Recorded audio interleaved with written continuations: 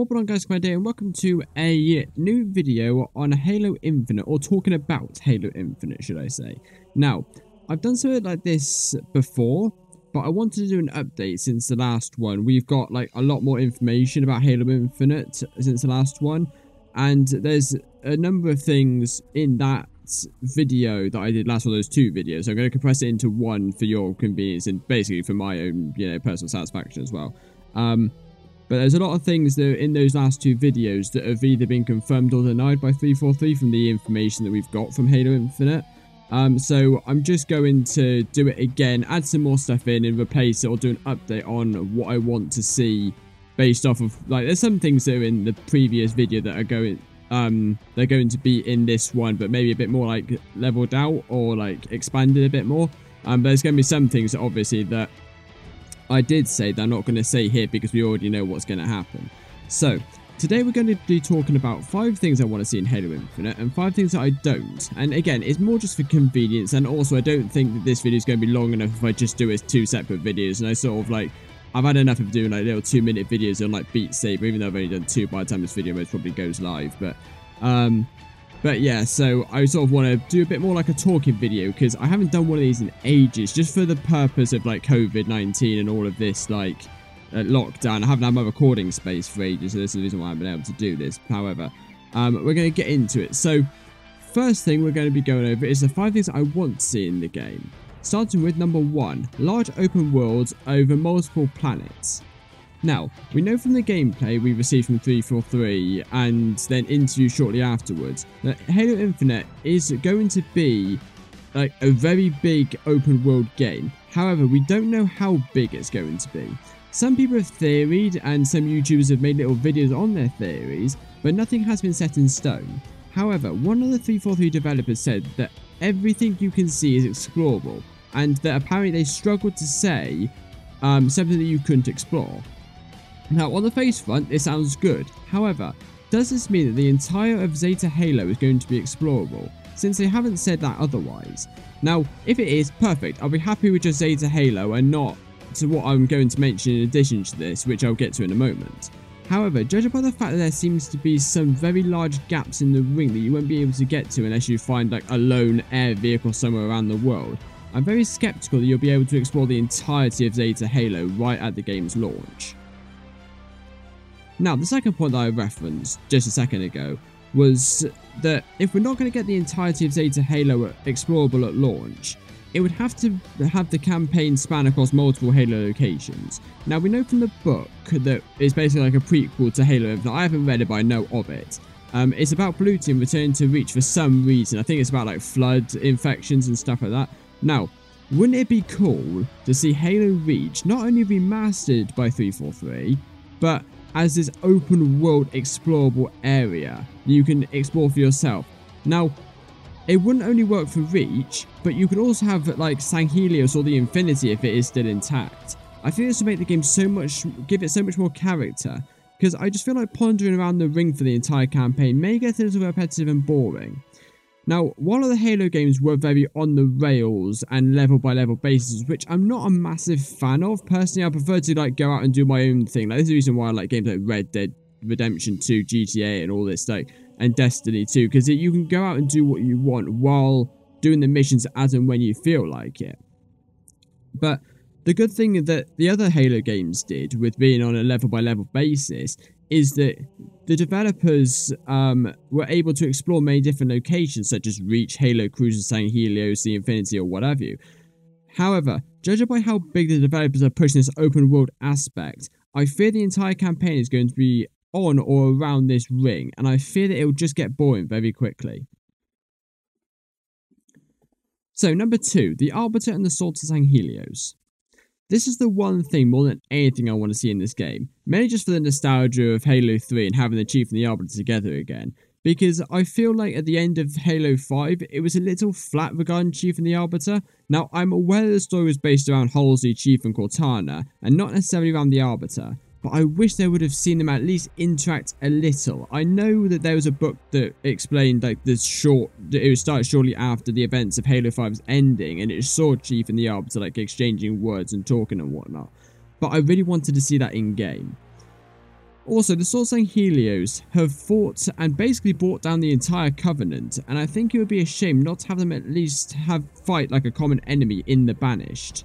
You know, my favourite mission in Halo 3 is the mission called the Covenant, because it shows both the humanity and elites fighting in a united front against the Covenant, and I'll be so happy if I saw this in Infinite. But this time not being just the elites, but the entire Covenant species on both sides fighting each other in an all-out war. Number 3. Bringing back offline firefights and other sandbox game modes. Now, I reference this because of how let down I felt about Halo 5's Firefight. Not that I didn't enjoy it, because I had hours of fun with it, but in comparison with Reach's Firefight, where you could not only play offline, but you could customize it to the point where you could be in control of which waves of enemies come in at you in which order, and which loadouts you include when you spawn. But this I felt was missing from Halo 5's Firefight. It was very on rails, and it wasn't very customizable, or very different between each of the rounds. I think it would have played much more better if you could play it offline and customize the rounds yourself. And also, by doing that, it means that if they do, for whatever reason, bring it to PC, you can have modders actually mod the game yourself, like we're doing with Halo Reach offline. I've just been playing the mod literally just before recording this game, which is you're an elite fighting against the Covenant, which I really enjoyed. It's a really good mod, but that is what we're missing with Halo 5 Guardians.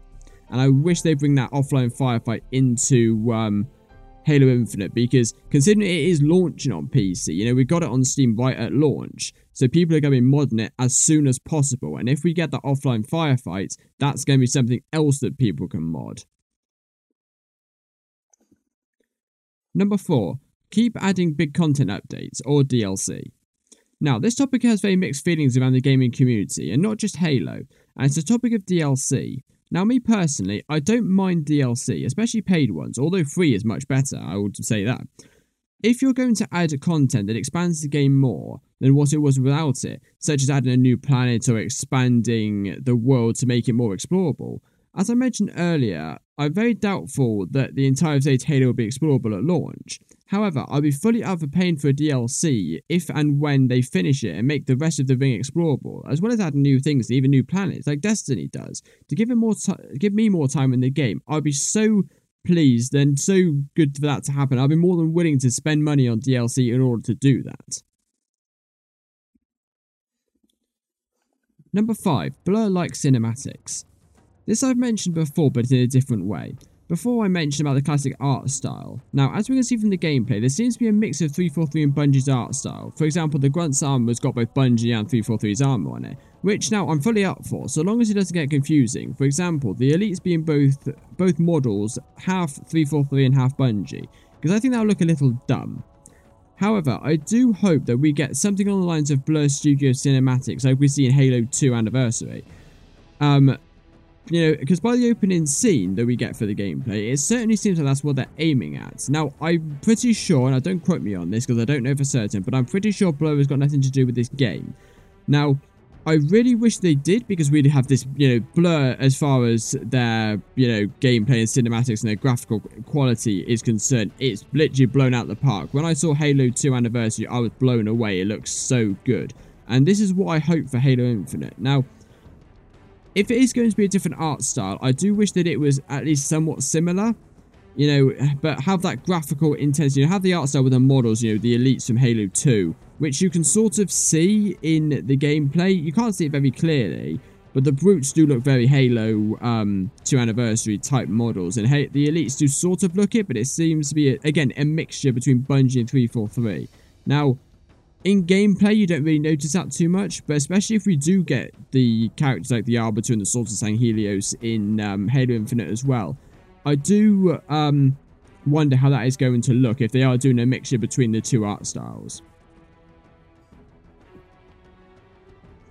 Now, we're going to move on to what I don't want to see in Halo Infinite, and we're going to start with number 1, Cortana becoming good or changing her ways. Now, this I did mention in the last video, and since no more information has come out officially about Cortana and her role in Halo Infinite, I'm going to repeat what I'd already mentioned. The reason why I don't want to see Cortana essentially changing back to the UNSC side is because it just essentially puts a middle finger to Halo 5 and the story that the game sets up.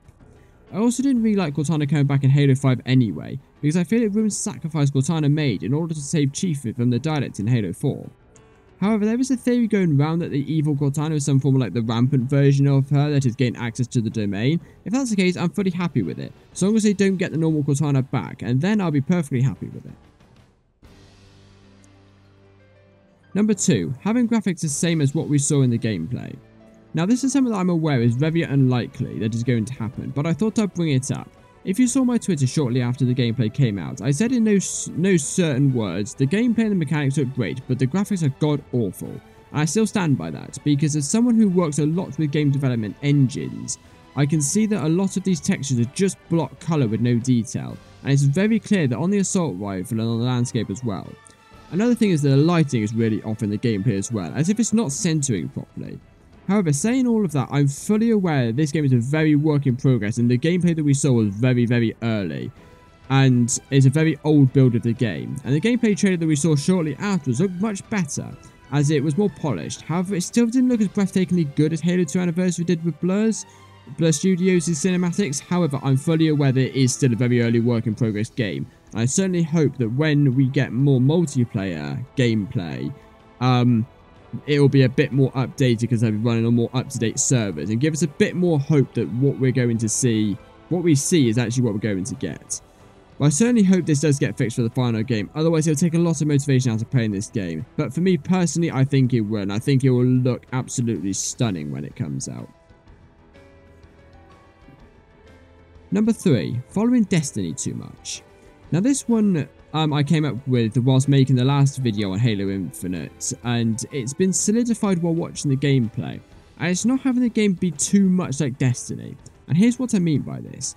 Destiny, as you're aware, is made half by Bungie and half by Activision, and Bungie being the ones who are the original developers of Halo. Now, one of my biggest issues with Destiny 2 is there are too many hostile factions, including the Red Legion, Hive, Falling and Vex. There are some others, but I can't quite remember them off the top of my head. Now, this works to an extent because in Destiny 2, they each have their own planet, but in parts of the planet you can find more than one faction fighting each other. After a while it gets a little boring and overcrowds the map a bit.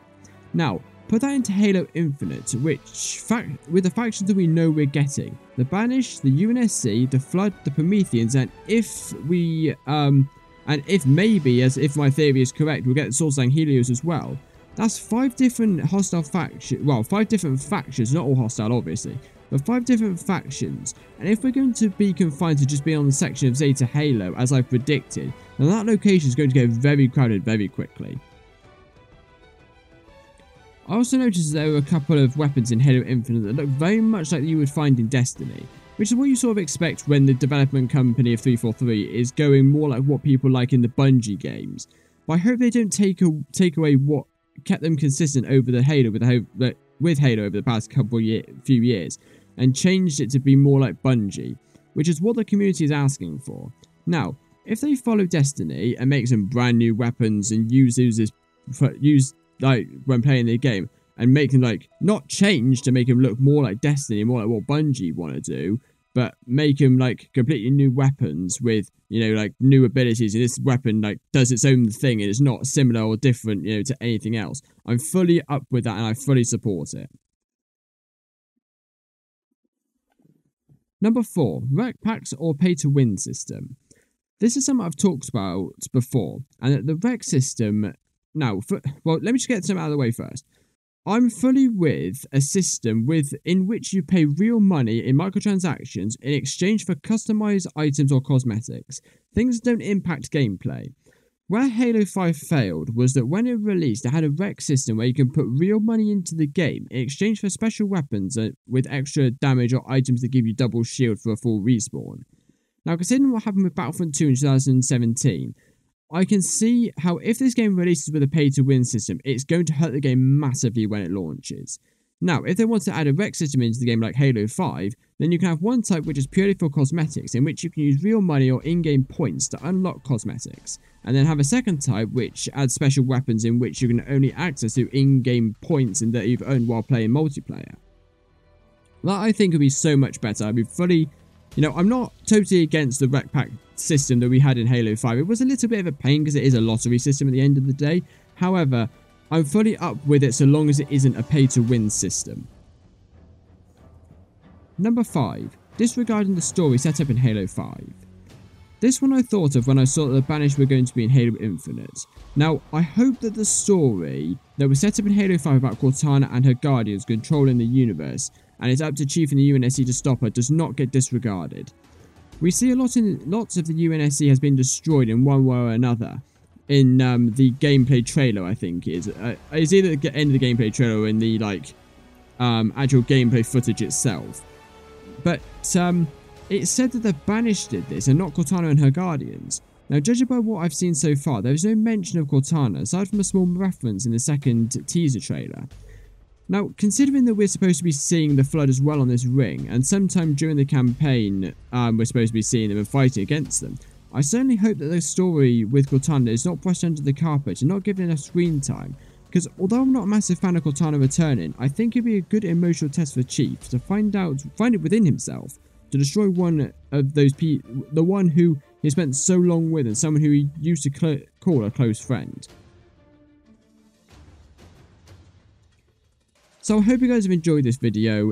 Again, I need to just sort of update it. I'm just looking on my audition. It's gone for 16 minutes. Now that is less than half of one of the videos that I did last time. So hopefully it's a bit more like concise and whatnot. So that's sort of like the gist of it, of what I want to see and what I don't want to see. There's a couple of other things, but for all intents and purposes, I know they're going to get fixed for when the game, and not either are or are not going to happen for the game. But you know, there's certain things like Source and Helios and that I never really see anybody talking about. So it's sort of certain things that I sort of want to see in the game that I thought I'd give my perspective on, you know. And maybe when Halo Infinite does come out, I'll revisit these, not just this video that I'm doing now, but the other two, and seeing how I scaled up with what I think and what I think was going to happen and actually did happen. Not necessarily just in regards to the story, but in regards to like the graphical elements of it, and like how well the game looks, and how well, you know, whether we get a rec pack system, and how, if it is pay to win and whatnot,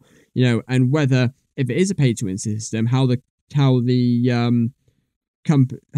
community will receive that, whether everybody will hate it, whether everybody just like, you know, chuck it away and just like either use it or not use it, but not make any fuss about it. So it'd be very interesting to look back when the game comes out and see like what happens. And we've only got, what, like, is it 5 months, I think? 4 or 5 months, I think we've got till the game comes out. So not too long. So anyway, if you do have any other suggestions of any Halo Infinite game, like, well, not I say gameplay, but Halo Infinite's like esque stuff that I can do. I've already done a video where I did sort of like a Beat Saber Halo Infinite thing. There's a couple more like audios that people have made on YouTube that I can put into Beat Saber and make a custom song out of it. But because it probably is copyrighted and they've most probably done it themselves, I don't really want to steal that and just use it for my own personal benefit. But if you have any ideas of any other things I could do Halo Infinite related to, any other Halo stuff generally, leave it in the comment section down below and I'll see if I can get onto it. So hope you guys have enjoyed, and I shall see you all later. Bye!